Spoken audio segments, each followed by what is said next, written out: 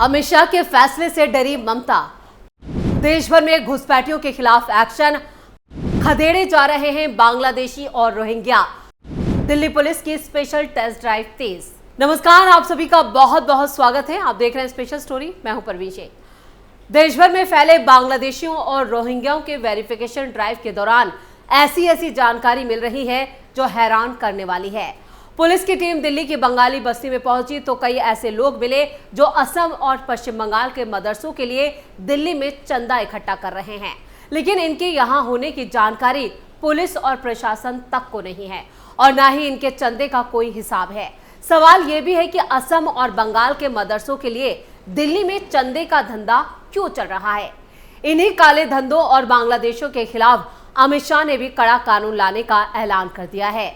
शाह के ऐलान से सबसे ज्यादा परेशान ममता बनर्जी है, जिनका वोट बैंक इन्हीं घुसपैठियों की वजह से टिका है। उनका भी काम तमाम अमित शाह करने जा रहे हैं। गृह मंत्री अमित शाह ने लोकसभा में एक महत्वपूर्ण बिल पेश कर दिया है, जिसका मकसद भारत में अवैध रूप से रह रहे विदेशी नागरिकों के खिलाफ कड़ी कार्रवाई करना है। इमिग्रेशन एंड फॉरेनर्स बिल 2025 पेश। विदेशी नागरिकों पर कड़ी कार्रवाई बिल से 4 पुराने कानून समाप्त होंगे। इमिग्रेशन एंड फॉरेनर्स बिल 2025 के कानून के रूप लेने के बाद भारत के आवर्जन और विदेशी नागरिकों से जुड़े 4 पुराने कानूनों को खत्म कर दिया जाएगा। इनमें foreigners act 1946, passport act 1920, registration of foreigners act 1939 और इमिग्रेशन एक्ट 2000 शामिल है। ये बिल भारत की राष्ट्रीय सुरक्षा और संप्रभुता को प्राथमिकता देते हुए विदेशी नागरिकों के प्रवेश और निवास को कड़े नियमों के दायरे में लाने का प्रस्ताव करता है, जिसमें प्रावधान किया गया है कि अगर किसी व्यक्ति की मौजूदगी देश की सुरक्षा के लिए खतरा बनती है या फिर वो फर्जी दस्तावेजों के आधार पर भारत में गैर कानूनी रूप से नागरिकता हासिल करता है तो उसके खिलाफ सख्त एक्शन लिया जाएगा। इसके अलावा अगर किसी विदेशी नागरिक के प्रवेश से भारत के किसी दूसरे देश के साथ संबंध भी प्रभावित होते हैं तो उसे देश में आने से रोका जा सकता है। इस प्रस्तावित कानून के तहत आवर्जन अधिकारी के फैसले को आखिरी और बाध्यकारी माना जाएगा।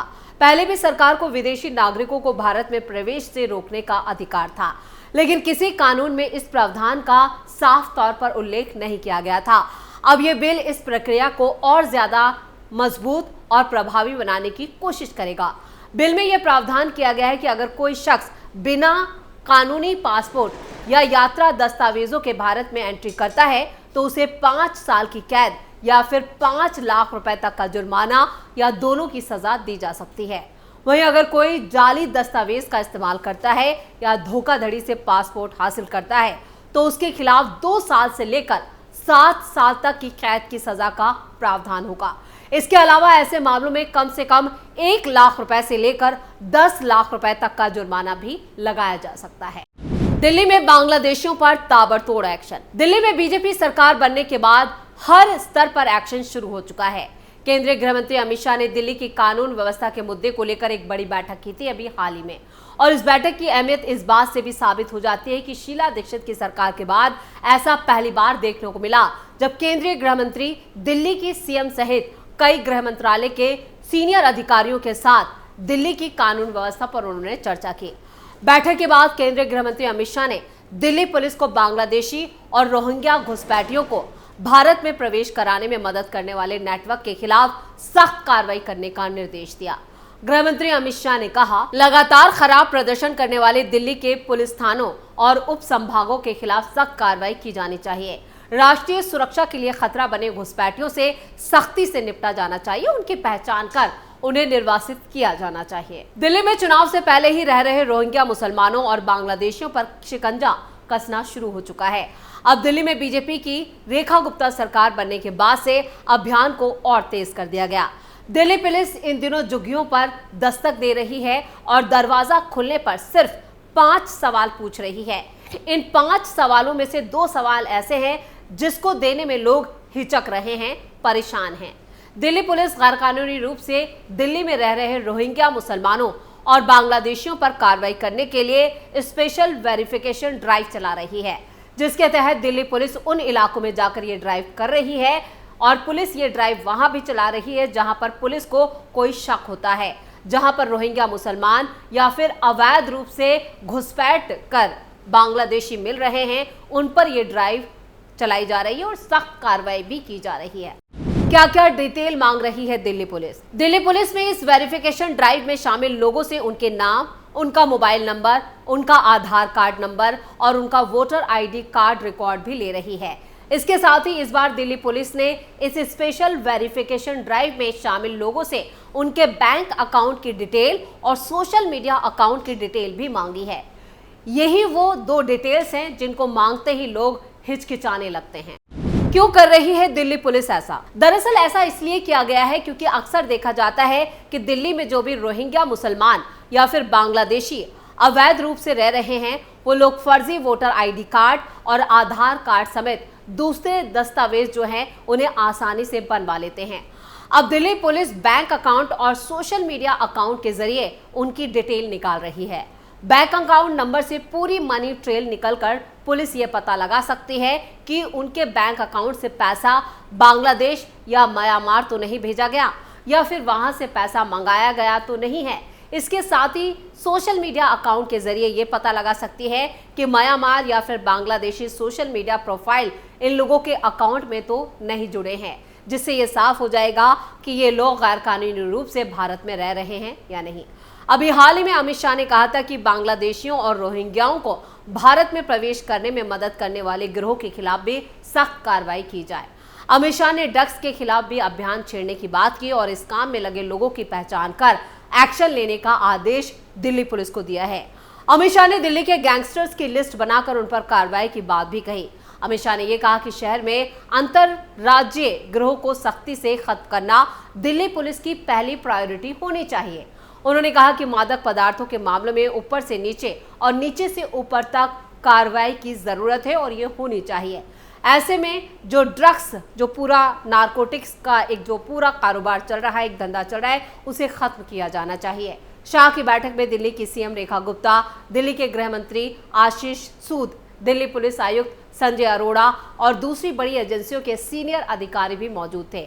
इस बैठक का मकसद दिल्ली सरकार और दिल्ली पुलिस के बीच तालमेल स्थापित करना रहा ताकि कानून व्यवस्था से जुड़े फैसले लेने में कोई भी दिक्कत ना हो। इससे पहले दिल्ली विधानसभा चुनाव से पहले 22 नवंबर को केंद्रीय गृह मंत्री अमित शाह ने अपने मंत्रालय के सीनियर अधिकारियों को तलब कर दिल्ली में कानून व्यवस्था की स्थिति की समीक्षा की थी। इसके साथ ही उन्होंने मंत्रालय के शीर्ष अधिकारियों को यह आदेश दिया था कि अपराध को लेकर दिल्ली में हमें जीरो टॉलरेंस की नीति पर काम करना होगा। दिल्ली में कानून व्यवस्था में किसी भी प्रकार की कोताही जो है वो मंजूर नहीं की जाएगी। दिल्ली में हर शख्स को खुद को सुरक्षित महसूस करे, इसके लिए कड़े कदम उठाने होंगे। यह हर पुलिसकर्मी की व्यक्तिगत जिम्मेदारी होनी चाहिए। इसी कड़ी में अब दिल्ली की झुग्गी बस्तियों में स्पेशल ड्राइव चलाई जा रही है।